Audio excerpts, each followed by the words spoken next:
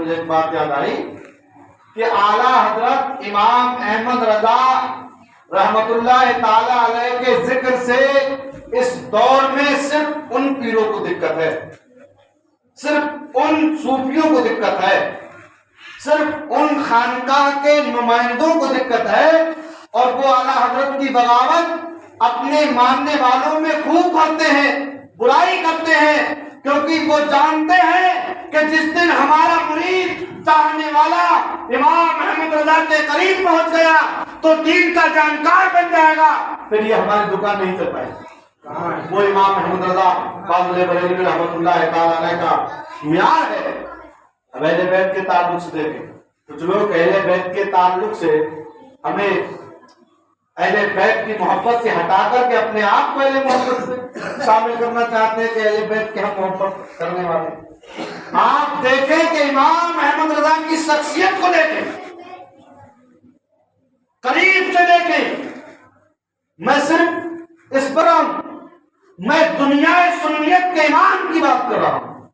کوئی خانقاہ ہو، مسائل فروعی میں اختلاف ہو سکتا ہے، لیکن جتنی سنی خانقاہ ہے وہ اس وقت سب اپنا امام اہل سنت کا جیسے امام اور اپنا امام مانتی ہے، وہ امام احمد رضا ہے۔ تو سرکار اعلیٰ حضرت فاضل بریلوی رحمۃ اللہ تعالی علیہ کی ذات ہے۔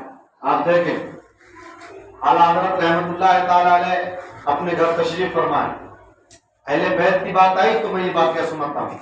اعلیٰ حضرت امام احمد رضا اپنے گھر تشریف فرمائے، بریلی پرانے شہر سے آپ کو دعوت آتی ہے، آپ اس دعوت میں جانے کو تھے، تو آپ جب عالمانہ شان سے دعوت میں آتے تھے تو لوگ آپ کے لیے پالکی بھیجتے تھے اور پالکی مزدور اٹھایا کرتے تھے۔ 4 مزدور کاندھا دے کر کے اس پالکی کو اٹھاتے تھے۔ اسی پالکی کو لوگوں نے بھیجا کہ امام احمد رضا فاضل بریلوی بڑے مولانا اعلیٰ حضرت رحمت اللہ تعالی علیہ ان سے بڑی عقیدت لوگ کرتے تھے، تو بریلی کے لوگوں نے کہا کہ ہم اپنے یہاں جب بڑے مولانا کو بلائیں گے تو بڑے انداز میں بلائیں گے۔ انہوں نے بھیجا۔ جب اعلیٰ حضرت فاضل بریلوی رحمت اللہ تعالی علیہ کے کاشانہ رضا پر پالکی لے کر کے لوگ آئے، اور پالکی اٹھانے والے مزدوری پہ لائے جایا کرتے تھے، مزدور ہوا کرتے تھے۔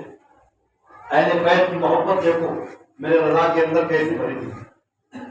جب وہ پالکی لے کر کے آئے، اعلیٰ حضرت امام احمد رضا اپنے کاشانہ سے باہر تشریف لائے، نکلے، اور نکلنے کے بعد جب پالکی میں بیٹھے، قدم 2 قدم پالکی لے کر کے چلے تھے لوگ، آپ نے فرمایا ٹھہرو، پالکی کو زمین پہ اتارو۔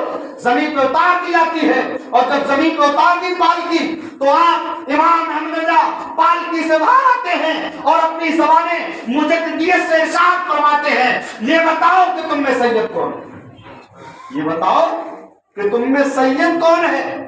فاطمہ زہرا کا بیٹا کون ہے؟ علی کا لخت جگر کون ہے؟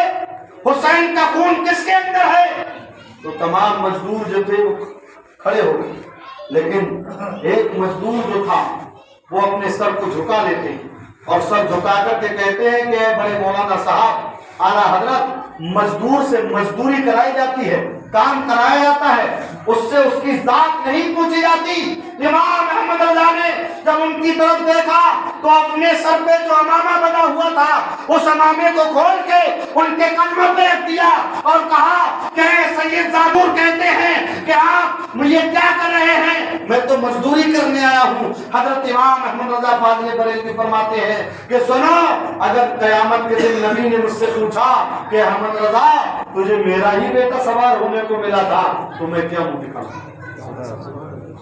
انہوں نے کہا کہ ٹھیک ہے، ہم معاف کرتے ہیں۔ اعلیٰ حضرت نے فرمایا ایسا نہیں، آپ اپنے گھر لے کر کے آئے، انہیں سب سے بہترین جو ان کے پاس لباس تھا انہیں تو کپڑے پہنائے، اور کپڑے پہنانے کے بعد فرمایا کہ سید صاحب آپ پالکی میں بیٹھے۔